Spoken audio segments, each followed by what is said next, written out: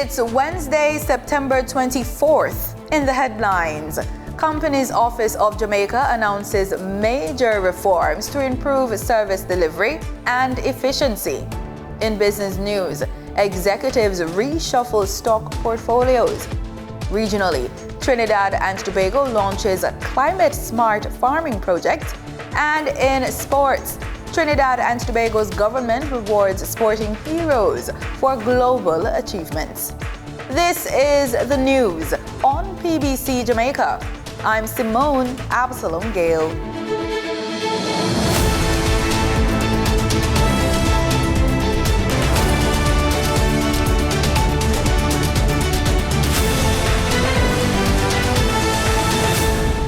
The Companies Office of Jamaica, COJ, is taking decisive steps to address long-standing challenges in service delivery, including overcrowding, slow processing times, and outdated infrastructure at its Kingston branch. These issues have caused frustration among business owners and entrepreneurs, prompting urgent action from the government. Speaking at a press conference on Tuesday, Minister of Industry, Investment and Commerce, Senator Auburn Hill, acknowledged the inefficiencies and pledged a renewed focus on customer satisfaction. This is one of the reasons I'm here, to make it clear that we're not going to dodge the bullet. It's not what we want. People sometimes have to line up on the street in Grenada, and we're a government entity and we're the business entity. Unacceptable. Phase 1, already implemented, enables instant auto approval for MSME business name registrations, renewals, and closures. Phase 2, set to launch between October and November 2025, will expand instant approvals to include annual returns and changes to company secretaries, directors, and registered offices. CLA is going to their new head of, they need place as well. So they're leaving a place, I know 6,000 or 7,000 square feet in Panjam. We're pressed at Grenada Way. We're going to get that because it's all formatted already. So we'll move some people in there and take the burden off that. Get some more space for customers, try and keep them out of the sun and the rain and off the street, just nonsense.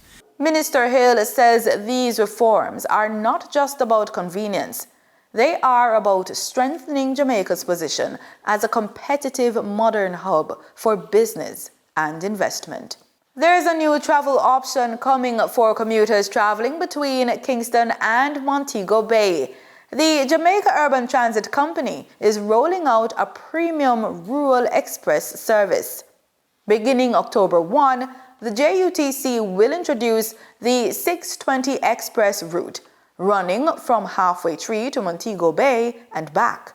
The transport company will also launch the 610 Express from Halfway Tree to Ocho Rios and 520 Express from Halfway Tree to Negril, and the 512 Express traveling from Halfway Tree to Mandeville. The service promises passengers a more comfortable and convenient ride, with buses specially designed for long-distance travel. The introductory fare is $2,000 per trip, payable by Smart Fare Card or cash. The new route is part of JUTC's wider Rural Express initiative, aimed at linking Kingston with major towns across the island and improving the standard of long-haul public transport. Residents of Kingston and St. Andrew who have been experiencing delays in water supply should see some improvement in the coming days. The National Water Commission says following recent improvements in inflows, there will be a partial relaxation of the water supply regulations. It says in a press release that effective immediately, communities served by the constant spring water supply systems will see a full restoration in supply. However, restrictions remain in place for those served by the Mona Reservoir.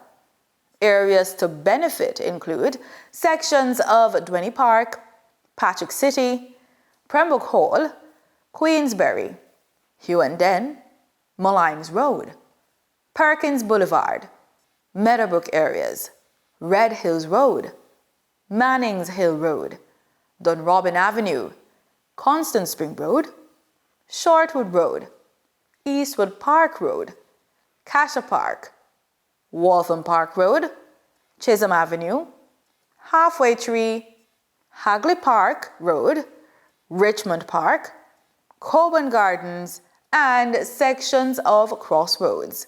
It's a milestone year for one of Jamaica's oldest teacher training institutions.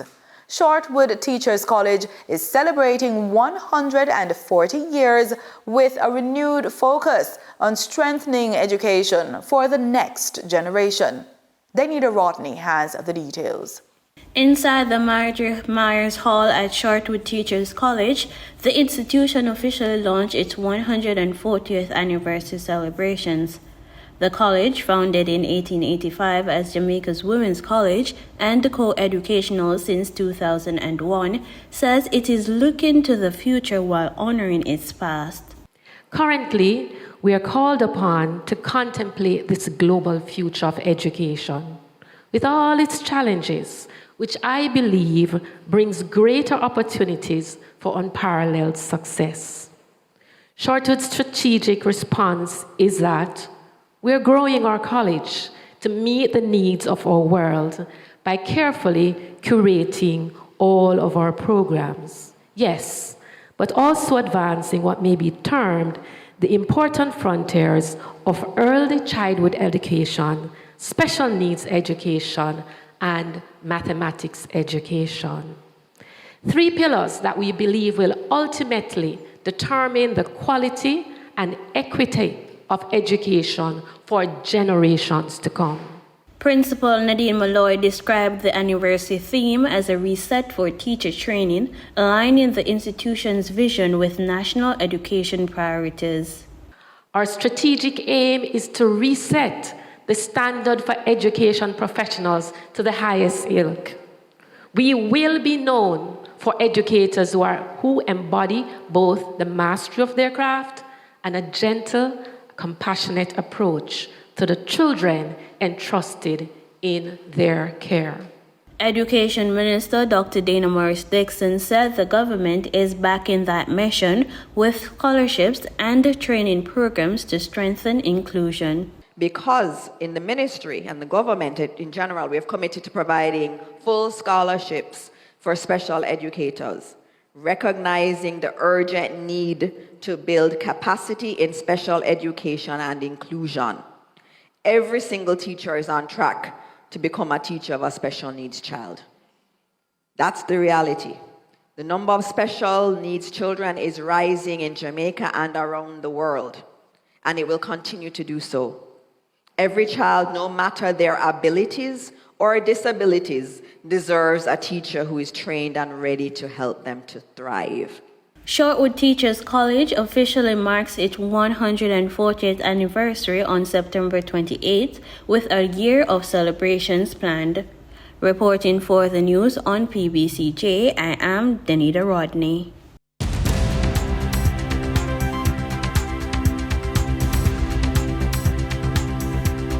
In the business report, Supreme Ventures Limited has advised that on September 16, 2025, a connected party purchased 2 million SVL shares.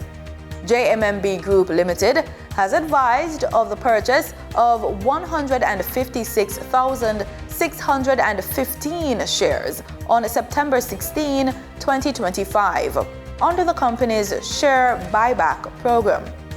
Iron Rock Insurance Company Limited has advised that a connected party purchased 20,740 Rock shares on September 16, 2025.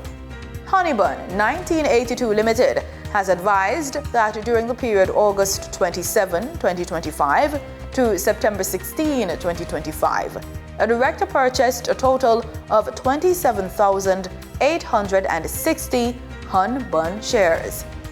Lumber Depot Limited has revised its dividend declaration as follows. Lumber has declared a dividend of 8 cents per stock unit payable on October 10, 2025 to stockholders on record as at September 29, 2025. Separate Limited has advised that a meeting of its board of directors has to be held on September 29, and a dividend payment to ordinary shareholders will be considered. Time now for a look at the financial markets with Denise Williams. For the trading period ending September 23, 2025, these were the most actively traded stocks. Toll road operator Trans-Jamaica Highway Limited, Jamaica dollar shares of 8,373,097 units traded, representing 33.94% of market sales volume. Alternative energy provider Wigton Energy Limited shares had 4,065,609 units traded, representing 16.48% of market sales volume. Cigarette distributor Carreras Limited with 1,247,565 units traded, representing 5.06% of market sales volume.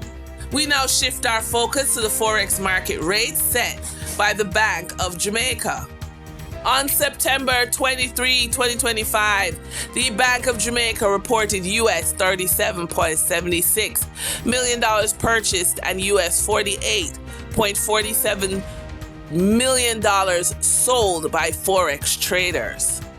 Forex traders earned $2.05 per dollar, selling the US at $160.93 and buying the US at $158.88. The Canadian dollar netted Forex traders $5.52 per transaction, with selling at $117.50 and buying at $111.98. The British pound yielded Forex traders $1.20 in profits, with selling at $216.91 and buying at $215.71.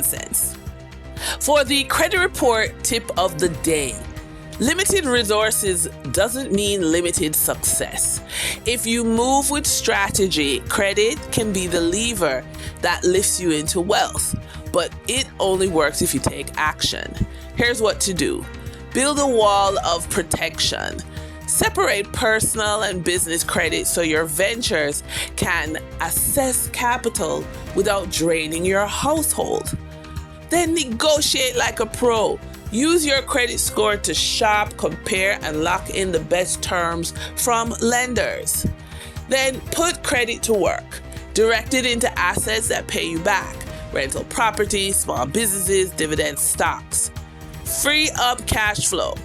Bundle or consolidate loans to cut costs and redirect savings into investments. Then attack weak spots. Pull your credit report, identify gaps, and put a plan in place to raise your score step by step. Wealth doesn't come from waiting. It comes from leveraging what you already have, making bold moves, and staying consistent. When you are building something from nothing and you're moving from financial recovery and going beyond resilience, inflation may have pushed asset prices out of reach, and you may feel like you're behind compared to peers who made different choices. But as a professional woman over the age of 45, here's the shift. You still have time and you still have power. Here's how to take action today. Audit your finances. List your assets, debt, income, expenses. Know the exact numbers so you can move with precision. Then create cash flow first. Shift focus into what generates income now. Side ventures, consulting, dividend-paying investments, or rental properties. Redirect your spending into assets. Every dollar you save should have a job, funding investments that bring money back to you. Then build your wealth team. Surround yourself with a financial coach, advisor, and tax strategist who can help you move smarter, not slower. Set immediate, measurable goals. Don't just dream, commit. Decide how much cash flow you'll add in the next 90 days and track it. Your peers' past decisions don't determine your future.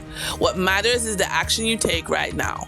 The comeback starts when you stop comparing and start executing. This is not about catching up, it's about building your financial future on your terms. The best time to start is today. And that wraps up today's business report. See you soon. In regional news, small farmers in Trinidad and Tobago are set to benefit from a new technology and financial support to help them adapt to climate change. The Ministry of Agriculture, in partnership with the Food and Agriculture Organization, has launched a project aimed at strengthening climate-smart farming practices while ensuring women, youth, and indigenous farmers are not left behind. Faith Chariot tells us more. Some of the main challenges facing smallholder farmers in Trinidad and Tobago include unclear market and financial support, weak coordination and policies, limited technical knowledge and data, and a lack of proven examples of adaptation technologies. Minister of Agriculture, Land and Fisheries Ravi Ratiram explained how the project titled Strengthening the Evidential Basis for Adaptation of Adaptation Technologies for Smallholder Farmers will operate. Through this initiative, we will see the introduction of technologies such as protective agriculture and solar-powered irrigation system, which can help farmers reduce their exposure to climate-related risks while improving productivity and resource efficiency. From the perspective of the ministry, what is particularly important about this project is it focuses on inclusion, learning, and collaboration by targeting training and demonstration activities to key groups such as rural, women, youth, and indigenous farmers. We are making sure that no one is left behind as we transition to more climate-resilient agriculture. The project will further offer financial framework, explore risk-sharing instruments such as insurance, and engage the private sector to eliminate the financial barriers for farmers. For many small farmers, the initial cost of technology remains a major barrier. That is why this project's effort to deliver financial framework, explore risk-sharing instruments such as insurance, and engage private sector stakeholders are so critical. As a government, we are committed to supporting these efforts by working across ministries and institutions to create an enabling environment for climate-resilient agricultural investment. Through the implementation of this project, representative of FAO Janelle Joe believes that the sector will become more resilient. By strengthening climate-smart planning and investing in resilient agriculture systems, we can safeguard our food security, farmer livelihoods, and advance rural and inclusive development. These efforts will not only make Trinidad and Tobago's agriculture sector more resilient, but will also empower women and youth as key drivers of innovation and sustainability. The FAO is proud to be a trusted and capable partner on this endeavor. The project, funded by the Green Fund, is expected to be complete in 2028, having achieved the goal of strengthening adaptive capacity of smallholder farmers, agro-processors and others to impact of climate change. Faith Chariot, TTT News. After more than 2 decades, the promise of free movement under the revised Treaty of Chaguaramas is becoming a reality. Come October 1, Barbados, St. Vincent and the Grenadines, Belize, and Dominica will fully open their borders to CARICOM nationals. Barbados' ambassador to CARICOM, David Commission, says the move will bring the countries even closer. Meanwhile, St. Vincent and the Grenadines' ambassador to CARICOM, Alan Alexander, says they are all very much excited at the possibilities before them. We are sending a message to ourselves, to the rest of CARICOM, to the world. Look, we are not afraid of our Caribbean brothers and sisters. We understand that we are all kith and kin. We came across on the same ship, just some were dropped off in different islands. we understand that the world we live in today demands unity. We've been having a number of meetings between the four countries, just making sure that we cross all the T's, dot all the I's to make October the 1st come and everything is interacted smoothly, as smoothly as possible. So we've been having a number of meetings with all our stakeholders on the ground here in St. Vincent, our stakeholders in Barbados, Dominica, and Belize, where we have the health department, the health ministries, the education ministries, the immigration departments, impacts. We've been doing a lot of meetings just to make sure that we're all very much prepared and ready for this to happen. Grenadians are being given the opportunity to invest in the Eastern Caribbean stock market as government rolls out a new initiative designed to help grow their bank accounts. The Ministry of Finance has launched the country's first household bond program, backed by the National Consolidated Fund. Rena Pia-Thomas tells us more. The Ministry of Finance is seeking to inspire a cultural shift from saving to investing with the launch of Grenada's first ever household bond program. The initiative was announced on Monday by Finance Minister Dennis Cornwall alongside Permanent Secretary Mike Sylvester during a press conference. According to officials, Grenada is one of only 2 Caribbean countries piloting the program in partnership with the Eastern Caribbean Central Bank and other stakeholders. Grenadians can bid with a minimum investment of $500 and a maximum of $50,000. The bonds, totaling EC $5 million, are backed by the government's National Consolidated Fund. Issuer for the household bond is the government of Grenada, and that is very important. In the sense that the bond itself is backed by the Consolidated Fund. So it's backed by the government of Grenada, and the principal repayment amount as well as the interest.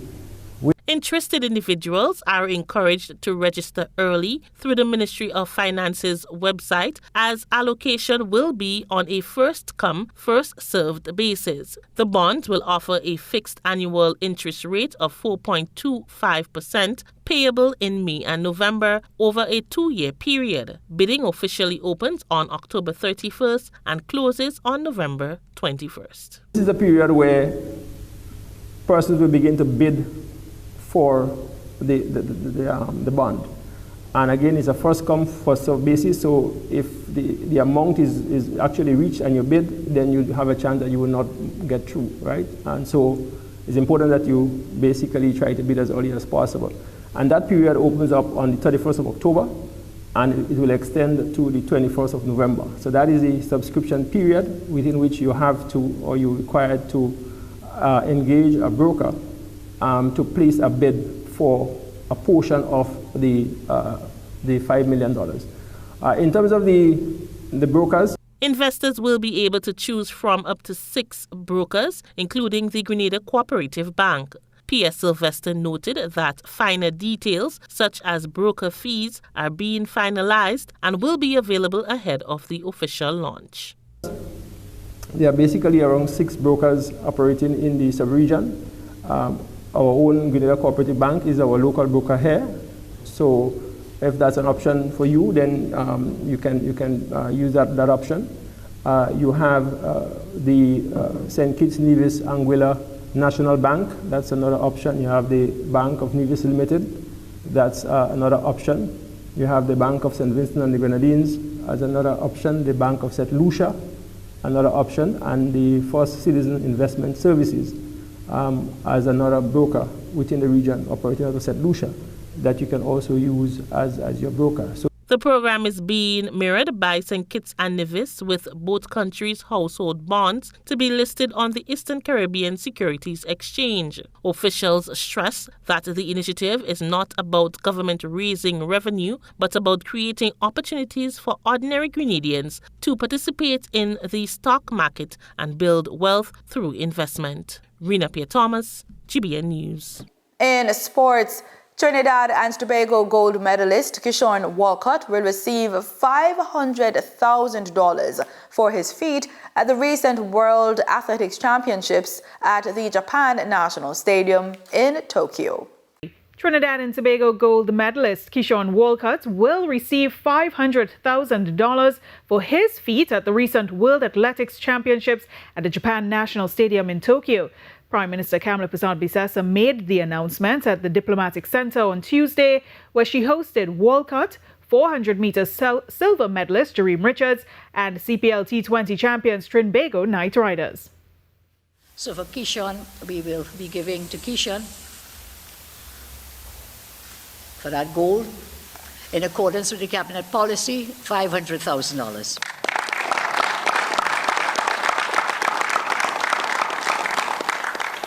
We propose to rename the Northeastern Regional Multipurpose Sport Facility in Sandy Grande the Kishore Walcott Multipurpose Sport Facility.